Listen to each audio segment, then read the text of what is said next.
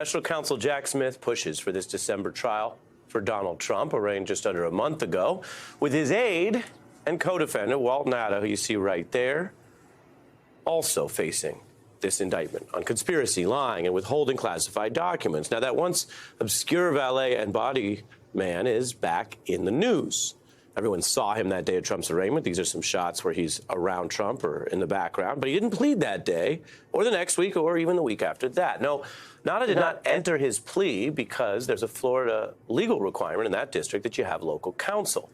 Indeed, the Wall Street Journal reports that Nauta's search for a Florida lawyer had been beset by wariness of reputational damage from a high-profile case involving Trump. In other words, while he is legally presumed innocent and the burden is on the government, it is a public fact that even getting a lawyer is hard when you are this yoked to this person you work for, who's your co-conspirator under the indictment, your co-defendant. Now, the Florida lawyer he did find is a, quote, former public defender with limited experience in the federal courts, according to the New York Times. Indeed, if you check, there's a federal system for this, sort of the Google of courts. It's called PACER, and you can't find her name in PACER in that database. But the Times notes she has handled some local cases. Now, Nauta was out dining with Trump as recently as Friday. You can see him there together. They were in Philadelphia. But this news tonight that Nauta's finally gotten a lawyer so he can finally do step one, which is plead, and I'll get into that, speaks to the potential gap here between two people whose fates are intertwined. A gap in the very literal timing of these arraignments. It's taken 3 weeks, but also potentially a gap in the level of defense they have. It wasn't until today that we got this scene. Nauta getting his own arraignment. This is him entering the courthouse where the lawyer entered a not guilty plea, and those are the new sketches of that. And this hearing was even quicker than Trump's. It lasted about 5 minutes. When Nauta left the courthouse, he declined to answer questions. Step. Not anything to say?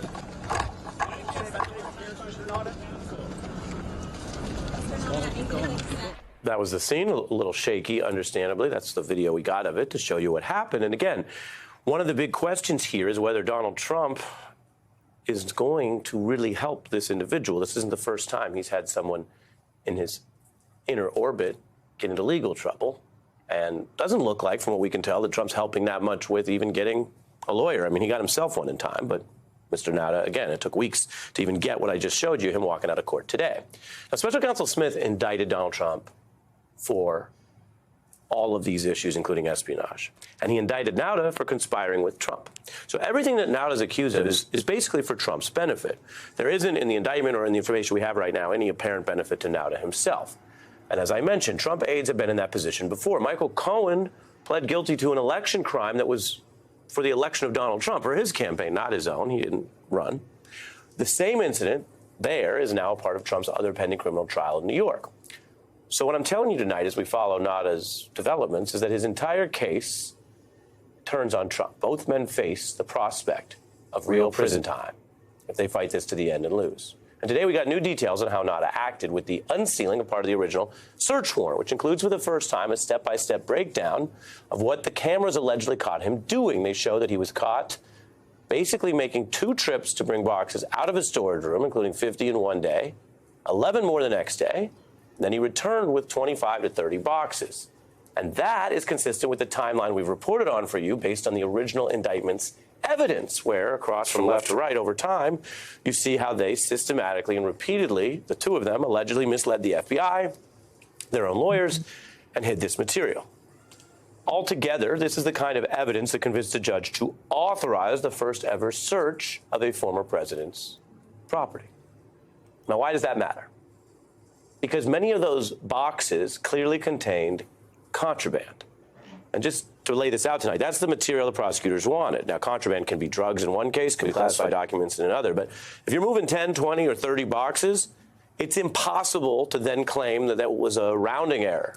I can't remember one missing box, or an honest mistake, or something that you completely forgot. And here's what I'm telling you. This isn't an opinion or an observation here. This is the hard evidence, which we have the reporting that proved to a judge there was probable cause of that contraband being in Mar-a-Lago, of the fruits of a potential crime. And these tapes, the surveillance tapes, the audio tapes, that's the evidence that went from probable cause, which is how they searched, to then Jack Smith indicting on a premise that he says he can prove these crimes by both these men beyond a reasonable doubt. The tapes change things, and they say they have tapes on tapes. A recent filing suggests multiple tapes, that there's some additional tape even beyond the surveillance and the Trump audio recording that made so much news and that we've now heard about, where Donald Trump effectively started to cook his own goose, evidentiary-wise, and put more heat on this co-conspirator Nauta. And so, again, as I'm telling you, if this were a more traditional case, and it certainly isn't, much of what I'm talking about right now, we might have gotten into the day of the original arraignment when both individuals would have been arraigned, but Nauta couldn't get a lawyer in time. Imagine working for the former president, being paid by him, maybe having him say or even effectively act in ways that make you think that no matter how expensive the federal case gets, and these things can add up, you're going to be covered, you're going to be good. And then it takes you weeks to even get a lawyer who, as we mentioned, no disrespect, is not exactly the most celebrated lawyer. It's certainly not the lawyer that Donald Trump chose.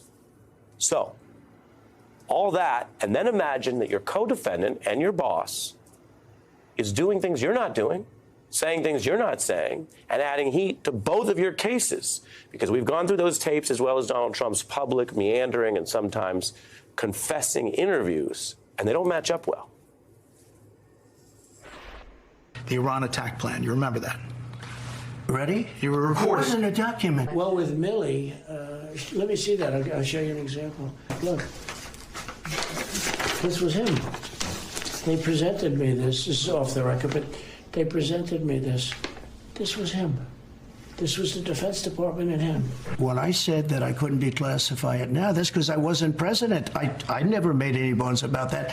When I'm not president, I can't declassify. Yeah. See, as president, I could have declassified. Yeah. Now I can't, but this is classified. This is classified. Is not what you want to hear if you're co-defendant Nauta and you're in court today and your defense is, we were just moving boxes, we didn't know they were stolen classified documents.